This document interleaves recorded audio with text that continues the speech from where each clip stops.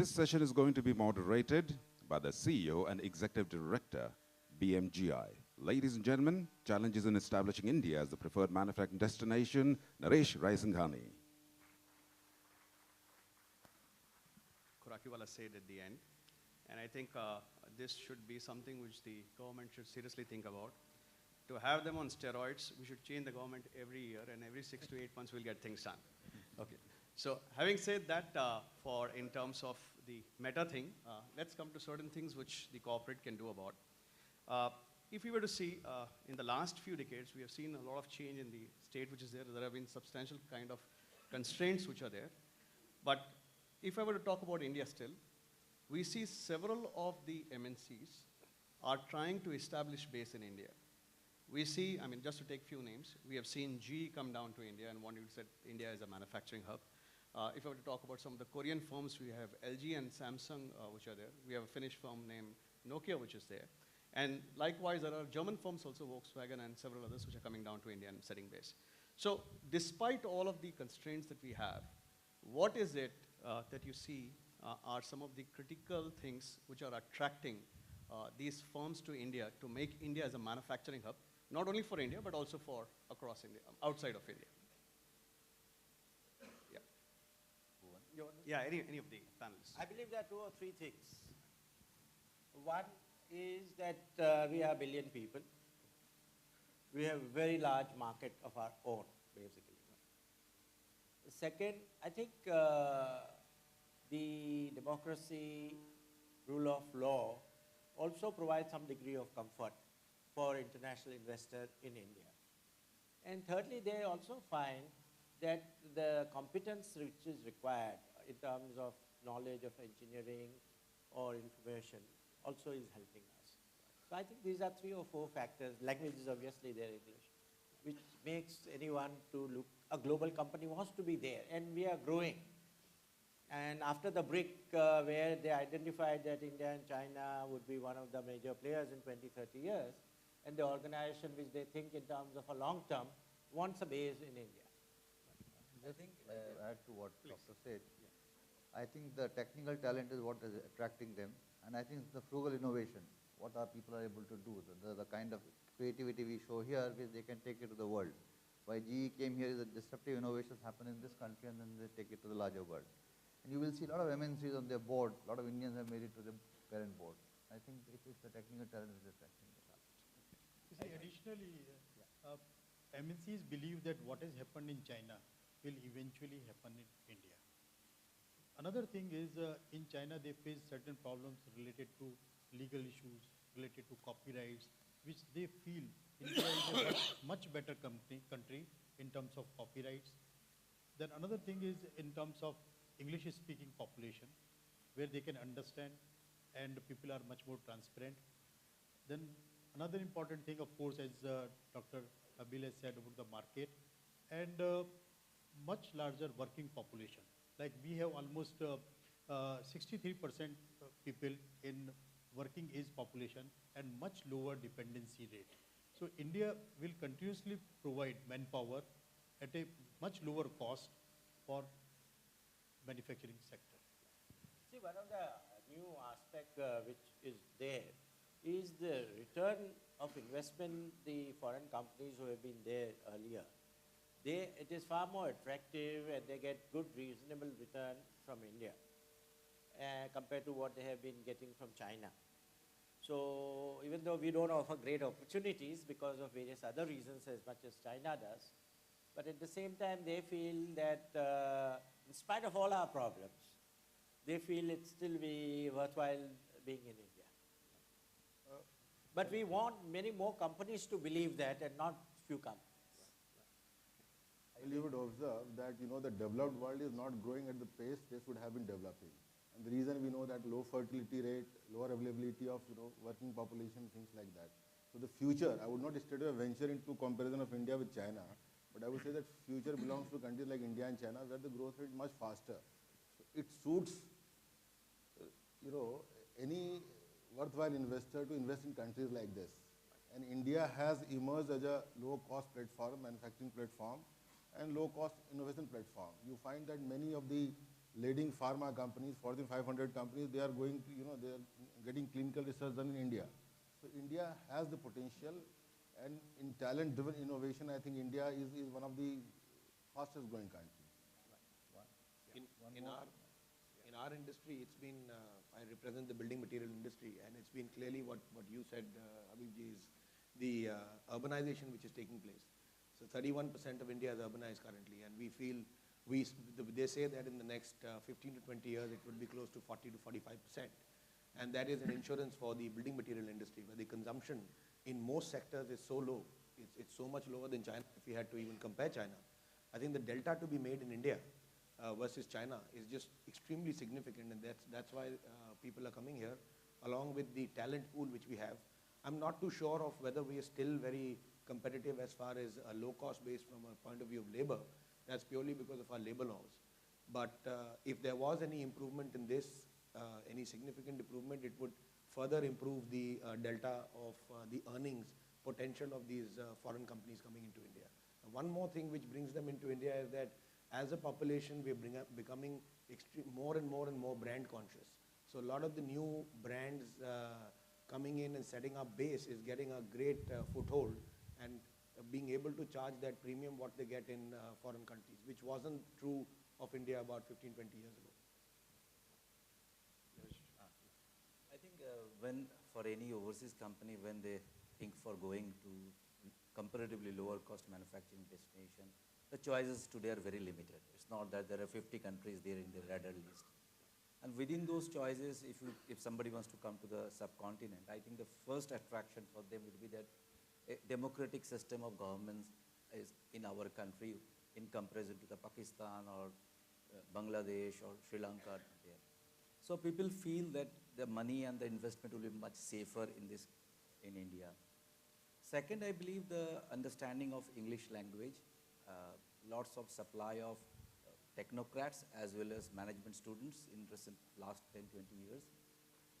And also the people see whether the manufacturing base in India would serve the domestic need, or they want to re-export from here to other part.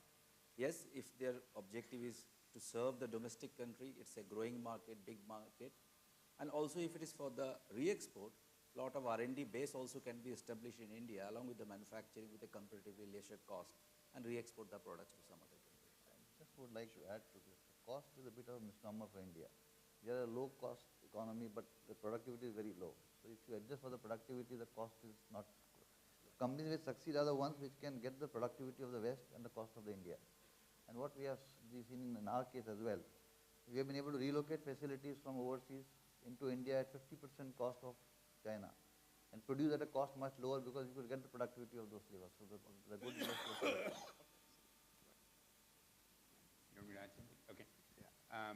So I might be slightly contrary to all the panelists over here, because I think I'd like to take the point which 5 years ago, when we spoke about that India is going to be the next manufacturing giant after China, at least 7 years ago, I do recall. But what has happened is, I think over the last probably 5 to 6 years, a lot of manufacturing is beginning to move back to the developed world. And the reason for that is the developed world has actually become very, very productive, extremely productive. So what you're beginning to see is the cost arbitrage or the labor arbitrage, which you had in countries like India, China, is no longer kind of becoming a competitive advantage because the developed world has become extremely productive. So if I say at least large companies like ours and many other organizations, we see that the manufacturing is slowly inching back to the US or to other places. But then there's a flip side to this. And the flip side to this is, yes, everybody wants access to this market, but you can only have access to this market provided you have a product, a technology, which is really a value proposal which can be actually driven in this market. If you don't have the price value proposition in this market, you really can't do it. So I think a number of large MNCs, what they're beginning to do is, what you see the large MNC syndrome is now, to set up the large technology centers in the country. I mean, we have a very large technology center. Why do we do that? We do that because we understand the value that needs to get created in this market. We can actually build products and solutions for this market.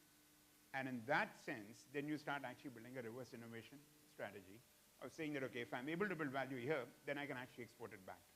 And in a process that in the developed world you can still actually attract more value. And hopefully in that process what you'll do is you'll also actually access the local market.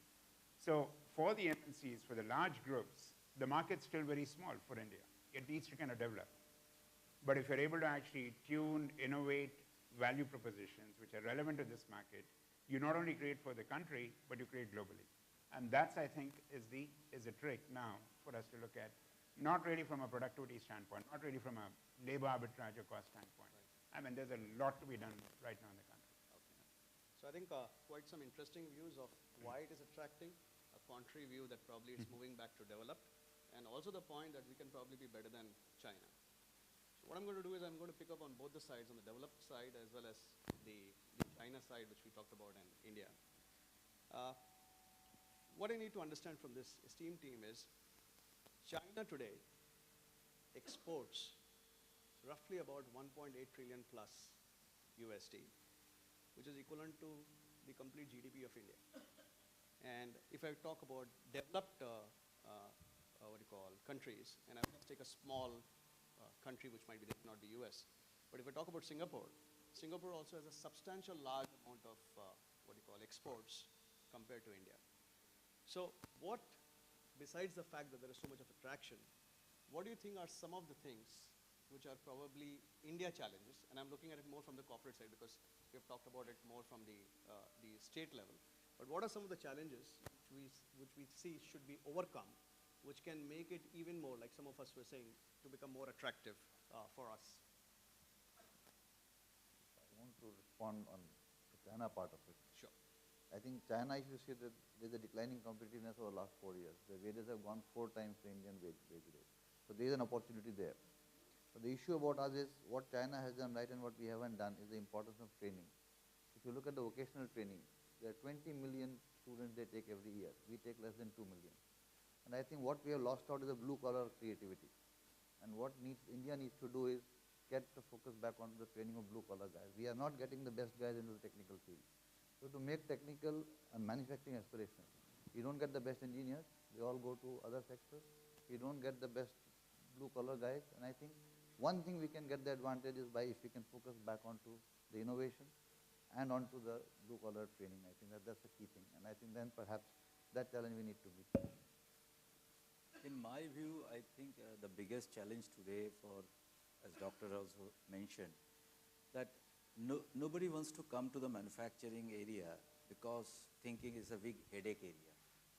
First headache to obtain all the licenses. Second headache to maintain all the labor harmony and everything.